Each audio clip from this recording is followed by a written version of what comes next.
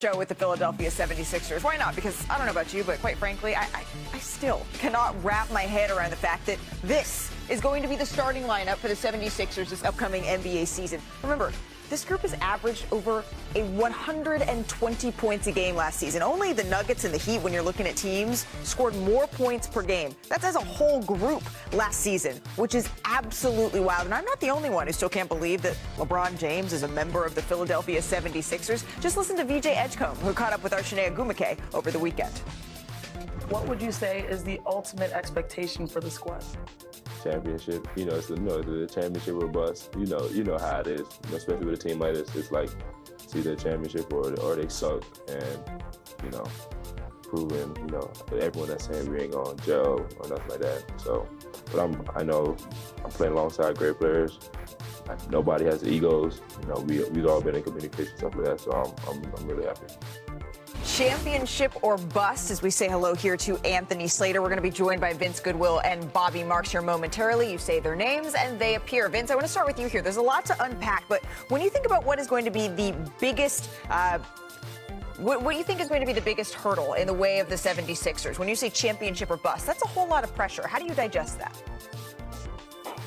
Not only is it a whole lot of pressure, it's a lot of acclamation. You're just not adding LeBron James, Malika. You're also adding Jaylen Brown. Those are two pretty big pieces, in addition to load management of Joel Embiid, and LeBron James is going to be 42 years old. Like, you cannot expect to run LeBron out there for 82 games out of the season and figuring out roles. Like, I've been talking to executives and coaches over the past week or so and asking them what they think Philadelphia's issues are going to be, at least relative to the New York Knicks, the NBA champs. And they said chemistry is going to be a big thing, sacrifice is another thing, and who's going to defend arguably is going to be the biggest thing for that starting five unit. Yeah, I think there's a lot to talk about, certainly with the X's and O's. But Slater, you've covered a team that is at a superstar and the expectations go above and beyond. And we know when we look at the history, LeBron James, he tends to win in his second year with teams. When you look at Cleveland, when you look at Miami, when you look at the Los Angeles Lakers, what is that pressure? You saw it firsthand when you covered Kevin Durant getting added to the Warriors. Yeah, I think one of the main things is sacrifice. I can remember that first Durant Curry season. It really took all the way up until Christmas. They lost in Cleveland. You might remember Kevin Durant stumbled late, and there was a conversation between Steve Kerr and Steph Curry on the plane ride back, about Steph, be yourself. Steph was deferring almost a little bit too much. Klay Thompson really wasn't deferring as much because Klay Thompson tends to not defer. But, I do wonder which of these guys are going to be the one to throttle back. And, it's interesting because I think that a conversation has been maybe it's Jaylen Brown. Jaylen Brown, you're looking right here. He had 35% usage rate last year. Right. I was third in the league. He's 29. He was sixth in the MVP. I am curious that he is the one that I think to a lot of people is the one that needs to throttle back. But I also understand because he's the one that maybe can slash, defend, do all that. But I'm not sure he's looking to lower that usage rate too much. Bobby, what do you think of this?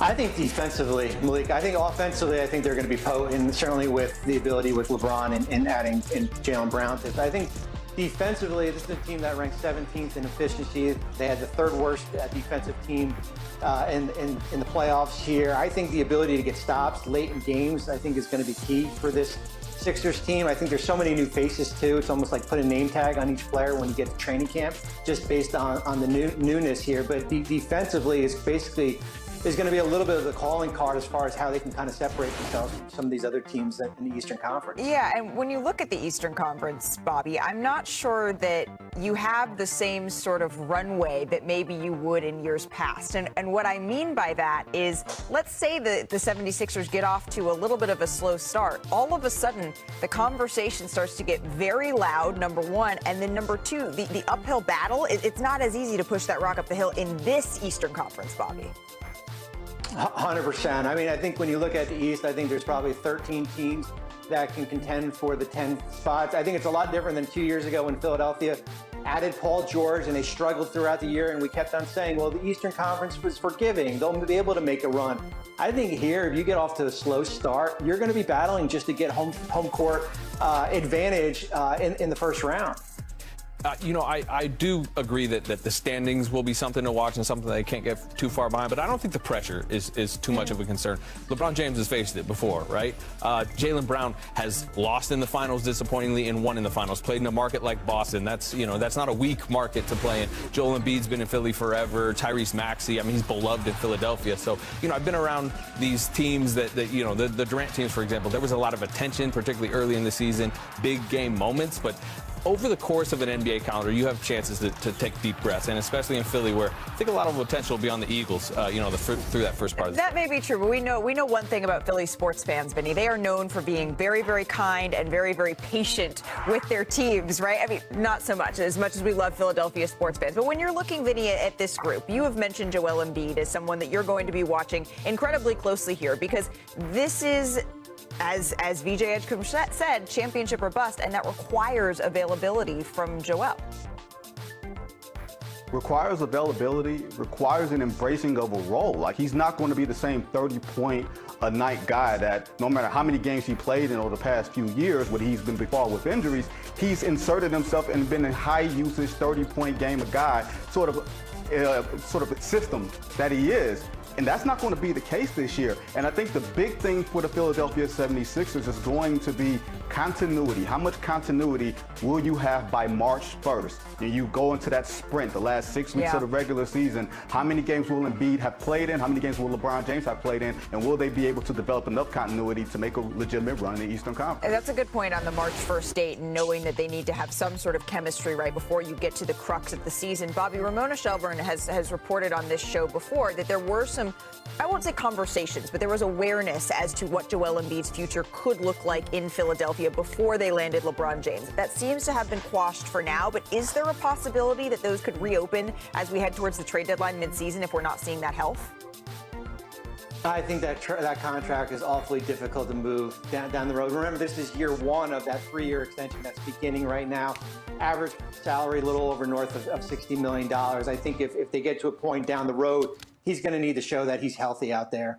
All right, well, that's something that we're going to keep an eye on as the season gets rolling. But, Vinny, have you checked your timeline lately? Have you been on the interwebs? It's Dunk Week over on NBA Twitter. And since we're talking about the Philadelphia 76ers, we thought we would take a look at I ain't playing with you. I deserve a crown on me. Championship with motor rings. So here's what we know. We know that Kevin Durant is one of the most outspoken users of social media, and he replied to a fan who compared the current Sixers super team to the Warriors. This is what he said. It ain't close. Joel, MVP recently. Jaylen Brown, recent finals MVP. Tyrese Maxey, all-star the last 3 years. We know all that LeBron does. Klay Thompson, never an MVP candidate in nothing, 22 points a game. Draymond, 14 points a game, 7 rebounds, 6 assists. Steph, an MVP just like Joel was. I don't get how the Warriors team